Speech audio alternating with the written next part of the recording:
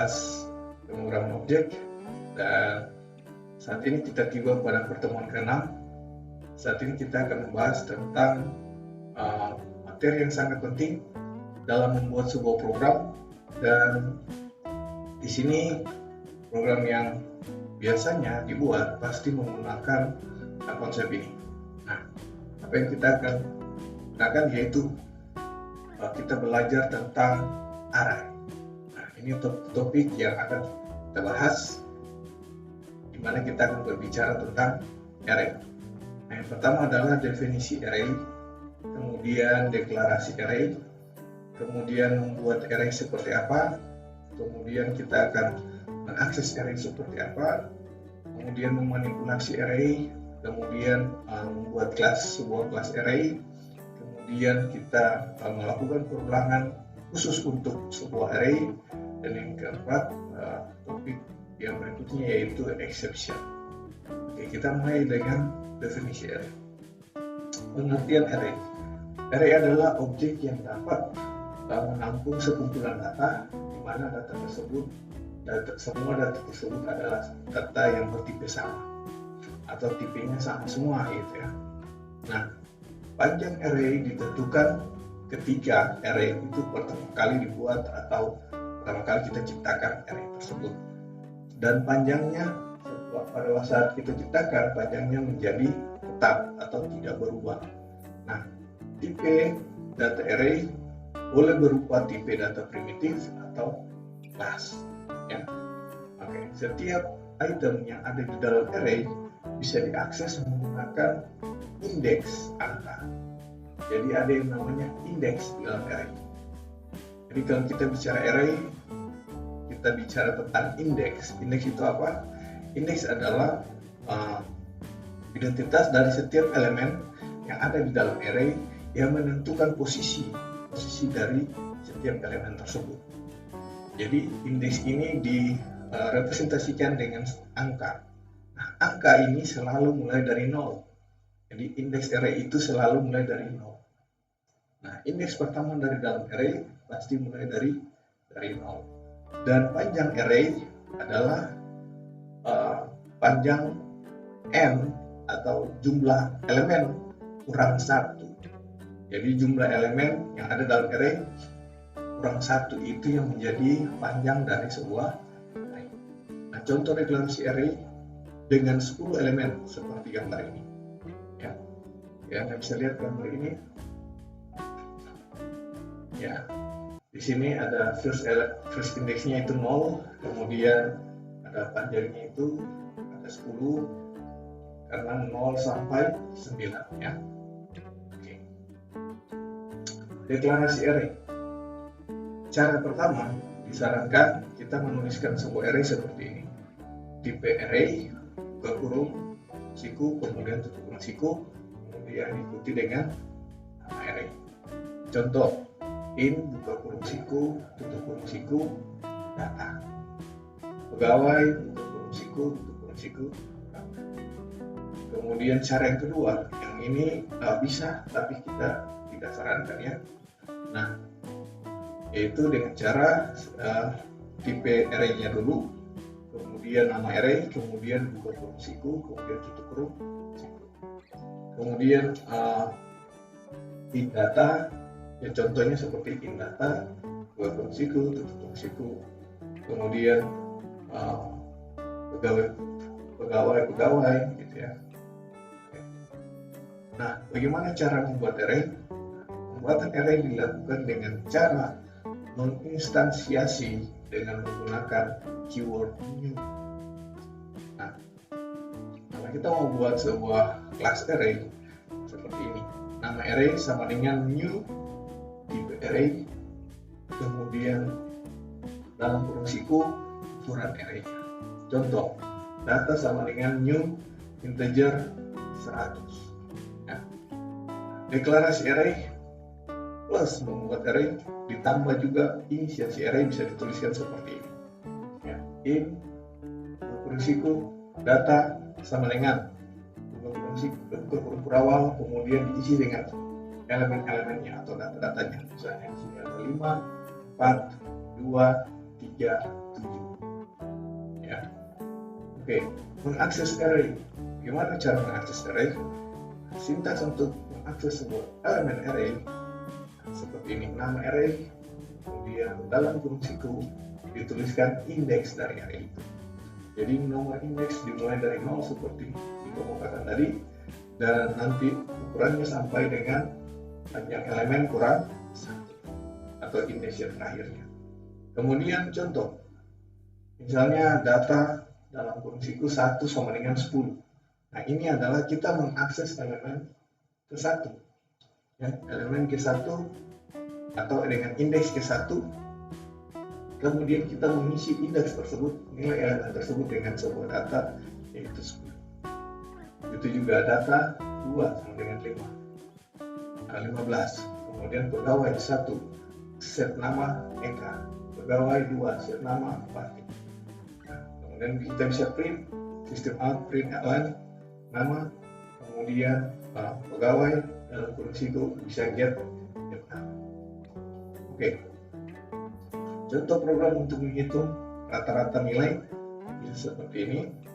Nah, program ini kalau saya jalankan, saya akan coba jalankan. Oke, saya coba jalankan saja untuk program ini. Java C, MCP, array, data, Java. Oke, Java, MCP, array, data. Nah, hasilnya adalah 5, 9, 3, 13, 23, 21, 4, dan totalnya adalah 75,0. Kemudian banyaknya data 6, kemudian rata-rata 12,5. Nah, kita lihat di sini. Jadi di sini kita akan menampilkan sebuah array, kemudian kita akan menghitung total jumlah semua elemen dalam array, kemudian kita akan mengetahui juga tentang banyaknya elemen yang ada dalam sebuah array, kemudian kita menghitung rata-ratanya. Jadi total atau jumlah semua elemen dibagi dengan panjang atau jumlah elemen yang ada pada array tersebut. Jadi totalnya itu dijumlahkan dulu, baru dibagi dengan jumlah elemennya. Oke. Jadi di sini pertama kita deklarasikan sebuah array tipe integer, namanya data, kemudian terdiri dari elemen 5, 9, kemudian 13, 23, 21, kemudian elemen keempat. Nah, kemudian kita membuat sebuah variabel double bernama total. Kita assign atau mengisi nilai variabel ini dengan nilai 0. Jadi kita isi dulu dengan nilai 0. Kemudian kita membuat sebuah perulangan. Di sini kita membuat dengan menggunakan sebuah variabel integer i, di mana kita set awal perulangannya itu i sama dengan 0, dan i kurang dari data.length. Nah, di sini length ini adalah sebuah fungsi di dalam Java untuk menghitung panjang dari sebuah array. Jadi panjang dari sebuah variabel array. Nah, jadi data ini adalah variabel array tadi, di mana ada 5, 9 sampai 4. Nah, ketika kita menuliskan data length, itu berarti kita akan mengambil panjang dari array tersebut. Nah, panjang dari array data. Nah, kemudian i-nya kita berikan counter plus. Kemudian di dalam for ini kita hitung total plus sama dengan ini adalah assign penjumlahan, kemudian langsung diambil datanya. Jadi dimasukkan datanya, dijumlahkan dulu, kemudian dimasukkan datanya. Nah, misalnya total plus sama dengan data i, berarti total sama dengan total, gitu ya. Total sama dengan total tadi 0 ya. Total sama dengan total ditambah dengan data i. Nah, data I tadi berapa? Mulai dari yang pertama, mulai dari 5 ya. Data I tadi mulai dari 5, kemudian ditambahkan dengan 0, kemudian kita perulangan lagi. Tadi sudah jadi 5 datanya, dan totalnya sudah jadi 5. Nanti totalnya dijumlahkan lagi. Total sama dengan 5 tambah data berikutnya dari data I, yaitu 9. Jadi 5 tambah, untuk perulangan yang kedua ini ya, 5 tambah 5 sama dengan 5 tambah 9. Total sama dengan 5 tambah 9 ya. Nah, kemudian setelah tambah 9, perulangan lagi. Berarti kalau tambah 9 sudah 14 ya. Nah, total berikutnya, total sama dengan 14 tambah berikutnya 13. Nah, begitu seterusnya sampai 4 ya. Nah, kemudian kita sistem out println. Nah, kita print data I-nya. Data I-nya kita print semua data I itu ada 5, 9, 13, kita print di dalam perulangan ini. Namun kita sudah menghitung total tadi ya, variabel total kita sudah hitung. Kemudian kita di bawahnya keluar dari for-nya, tutup kurung dari for-nya keluar, kita langsung print totalnya. Nah, totalnya didapat di sini adalah 75, yaitu penjumlahan dari 5 tambah 9 tambah 13 tambah 23 tambah 21 tambah 4. Oke, kemudian datanya kita print ya. Datanya kita print tadi sudah di dalam for-nya tadi. Jadi habis print data, kemudian kita print total, kemudian setelah print total kita print banyaknya elemen, banyaknya data dengan cara kita memanggil fungsi tadi, fungsi length. Jadi di bawah sini ada fungsi length ya. Ini fungsi length tadi. Oke, kemudian sistem out println rata-rata. Nah, rata-rata dapat dari mana? Dapat dari total per data length. Jadi totalnya kan tadi kita sudah dapat tuh total yaitu 75. Jadi 75 per 6 ya. Banyaknya data atau length-nya itu 6, sehingga hasilnya adalah 75 per 6 yaitu 12,5. Oke. Kemudian berikutnya kita akan lihat lagi class array ya. Class array adalah kelas yang memiliki banyak metode statik yang digunakan untuk manipulasi array. Nah, kelas array berada di paket Java Util. Nah, di sini kita kalau ingin memakai kelas array, kita harus mengimport sebuah library namanya ini, package-nya ini, Java Util. Beberapa metode yang bisa kita gunakan yaitu void sort array, jadi pengurutan data array bisa gunakan metode void sort. Kemudian boolean equals, yaitu ini adalah untuk membandingkan dua string,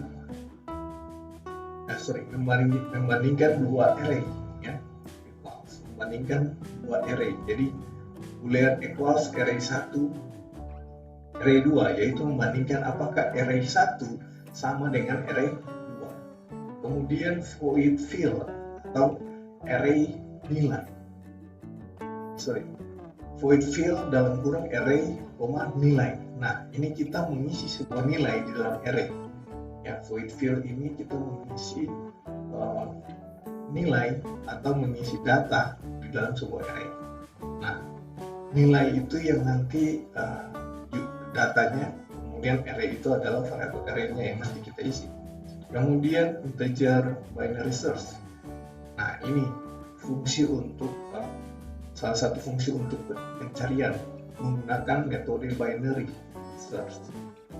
Nah, ini kita bisa gunakan dalam library Java, yaitu tadi Java Util dalam package Java Util. Nah, dalam metode ini akan mereturn atau mengembalikan nilai indeks posisi data. Jadi setelah kita mencari sebuah data di dalam, misalnya ada banyak data dalam array, kita mencari salah satu. Nah, ketika kita memakai metode binary search atau metode ini, maka metode ini akan mengembalikan posisi indeks dari data yang kita cari itu. Nah, kemudian array-array yang menjadi parameter metode tersebut bisa berupa array in, byte, double, tipe, data primitif. Jadi untuk kelas array, untuk parameter dan setiap metode bisa berupa data, bisa berupa tipe data primitif, jadi bisa berupa integer, byte, double, dan lainnya. Oke, lanjut. Di sini contoh penggunaan kelas array. Contoh penggunaan kelas array seperti ini. Jadi kita impor dulu Java util, ya. Kemudian di sini kita berikan nama kelasnya arrays test. Nah, di sini kita mau menampilkan sebuah array dengan begitu banyak elemen. Ada 5, 9, 13, 23, 21, 4, 57, 2, 4, 3. Nah, ini kita tampilkan. Kemudian data ini belum terurut, ya. Data ini belum terurut. Nah, kita akan mengurutkan data ini menggunakan metode tadi yang sudah kita bahas, misalnya tentang binary search, juga metode sort mengurutkan. Ya. Nah, di sini kita lakukan sebuah keterangan print system out println data sebelum diurutkan supaya kita mau menampilkan datanya dulu. Jadi kita lakukan perulangan dengan sebuah variabel integer i, kemudian diset mulai dari indeks ke 0, jadi i-nya sama dengan 0, kemudian data kurang i kurang sama dengan data length atau panjang data dari integer array data, kemudian kita print datanya mulai dari data ke i, ya. Data mulai dari data ke 0 tadi. Kemudian setelah itu di luar dari for, di sini kita di luar dari for ini kita mulai sistem out println, kita membuat baris baru, kemudian array sort data. Nah, ini kita memanggil sebuah metode di dalam kelas array, di dalam fungsi Java util, Java util ini, ya. Kemudian fungsi ini akan mengurutkan data atau elemen yang ada di dalam array kita. Nah, kebetulan array kita juga namanya data, ya. Jadi kita akan mengurutkan elemen yang ada di dalam array data ini. Nah, dengan fungsi arrays.sort ini, ya. Kemudian sistem out println data setelah diurutkan. Jadi setelah kita panggil metode tersebut, itu artinya data itu nanti sudah diurutkan, ya. Oke, kemudian kita print ulang. Kita lakukan print ulang seperti for sebelumnya, mulai dari i sama dengan 0, kemudian data length, kurang dari data length, kurang sama dengan data length, kemudian plus, kemudian print data i. Nah, di situ nanti kita lihat datanya sudah diurutkan. Kemudian posisi sama dengan arrays.binary search data 13. Nah, di sini kita menggunakan sebuah metode namanya binary search tadi. Metode untuk proses pencarian, ya, di mana metode binary search ini akan mengembalikan sebuah nilai, yaitu indeks dari data yang kita cari. Misalnya kita mau cari data 13, maka binary search ini akan menunjukkan data 13 ini berada di indeks keberapa, ya. Oke, di sini di bawahnya ada, di bawah posisi sama dengan arrays binary search, ada indeks, ada if posisi lebih besar sama dengan 0. Jadi kalau posisi lebih besar sama dengan 0, maka dia akan lakukan ini, sistem out println. Artinya, jadi kita harus kita harus pastikan bahwa posisi dari indeks yang kita cari itu lebih besar sama dengan atau minimal itu 0, baru bisa ditampilkan, ya. Kalau dia tidak sama dengan 0, karena selalu indeks selalu mulai dari 0. Jadi kalau tidak lebih kecil dari 0, maka indeks tersebut tidak bisa ditemukan. Sehingga di sini kita pakai if posisi lebih besar sama dengan 0, maka kita print sistem out println data ditemukan di posisi, kita langsung print posisinya, yaitu posisi tadi kita sudah assign posisi variabel posisi itu dengan fungsi atau metode yang sudah dipanggil tadi, arrays.sort. binary source, ya. Jadi di mana metode tersebut mengembalikan indeks. Nah, indeks itu disimpan di variabel posisi. Nah, jadi kita print posisinya. Nah, hasilnya seperti itu. Nah, kita lihat, saya coba juga jalankan di CMD.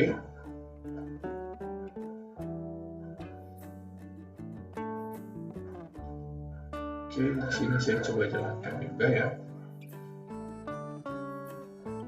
Untuk arrays tester, Java C, CP, arrays tester, Java. Oke, Java, CP, array tester, arrays tester. Oke, nah hasilnya seperti ini. Data sebelum diurutkan adalah 5, 9, 13, 23, 21, 4, 57, 2, 4, 3. Nah, setelah diurutkan maka datanya akan mulai dari yang terkecil 2 sampai dengan 57. Ya, seperti ini.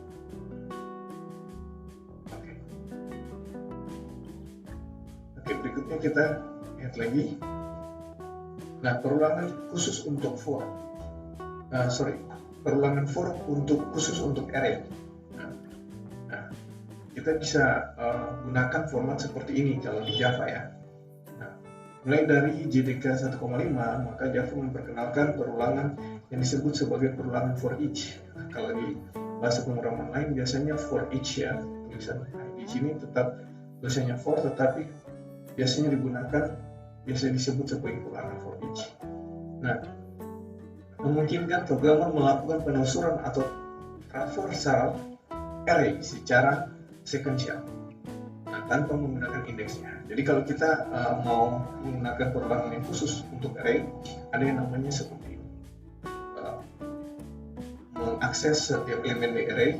Kalau akses seperti tadi menggunakan for tadi kan kita melalui sebuah variable counter i. Nah, i itu nanti berlaku seperti indeksnya ya. Tetapi kalau menggunakan for ini, kita tidak perlu menggunakan indeks. Jadi kita langsung ke penelusuran secara sekuensial menurut urutan dari array tersebut saja. Nah, jadi di sini sintaksnya mulai dari for, kemudian tipe array, variabel penerima, titik 2 nama array. Kemudian proses variabel array-nya di dalam for-nya itu seperti apa. Jadi for tipe array, kemudian variabel penerima. Jadi nanti ada namanya variabel penerima, kemudian nama array yang kita akan melakukan perulangan. Jadi setiap elemen atau data yang ada dalam array tersebut akan disimpan di dalam variabel penerima ini. Sehingga variabel penerima ini kita bisa akses dan kita bisa print. Perulangan tersebut akan menelusuri array dari elemen pertama sampai terakhir. Setiap pengambilan elemen akan disimpan ke variabel ya. Contoh untuk perulangan for untuk array seperti ini ya. Nah, kita punya sebuah data array, data in 57234. Kemudian di sini kita punya juga sebuah data array bertipe double. Tadi bertipe integer yaitu 5,6, 2,3 dan 5,8. Nah, di sini kita akan menghitung juga total dari variabel double array yang bertipe double ini. Nah, jadi kita di sini membuat sebuah variabel namanya total bertipe double, di mana variabel total ini nanti akan menyimpan penjumlahan dari setiap elemen pada variabel yang bertipe double ini. Nah, di sini juga kita set totalnya nanti sama dengan 0. Jadi kalau untuk for yang pertama kita lihat for in i titik 2 data in. Nah, ini untuk kita mau menelusuri setiap elemen pada array data in ya, dimana kita membuat sebuah variabel penerima yaitu integer i. Jadi di sini integer i ini adalah variabel penerimanya ya. Oke, kemudian kita sistem outprint. ln, jadi kita print i-nya untuk array yang pertama yang bertipe integer, kita print i. Kemudian di sini kita membuat variable total dengan tipe double tadi, kita setnya 0. Kemudian untuk menghitung totalnya ya, kemudian for double pecahan titik 2 data double. Nah, double pecahan ini adalah variabel penerima untuk array yang kedua, array yang bertipe double. Jadi kita mau simpan semua data elemen yang ada dalam array data double yang bertipe double itu ke dalam sebuah variabel penerima yang namanya pecahan. Kemudian total plus sama dengan pecahan. Nah, barulah kita jumlahkan semua elemen yang ada dalam array double data double, kita jumlahkan dengan cara setelah kita simpan di variabel penerima itu kita jumlahkan semua dengan satu variabel total. Yang tadi kita set dengan 0 ya. Jadi total sama dengan 0, mulai tambah dengan 5,6, kemudian 5,6 tambah dengan 2,3, kemudian hasil penjumlahannya ditambah dengan 5,8. Nah, hasilnya nanti total untuk penjumlahan array yang kedua yang bertipe double 5,6, 2,3 dan 5,8 itu totalnya 13,5. Ya, gitu. Oke, berikutnya. Nah, ini kita tiba di akhir dari pertemuan ini.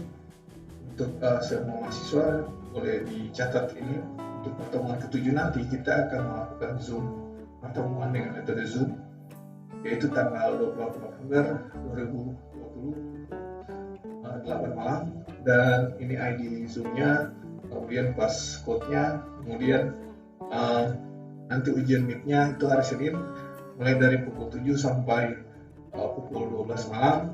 Nah, ini metodenya bisa melalui fitur quiz atau fitur forum di Belstimic, kemudian dan email juga bisa kalau ada dalam bentuk program.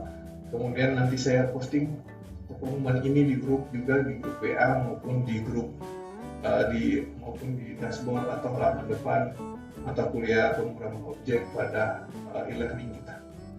Oke, itu saja penjelasan dari presentasi mata kuliah pada saat ini. Terima kasih sudah mengikuti video ini dan selamat berakhir.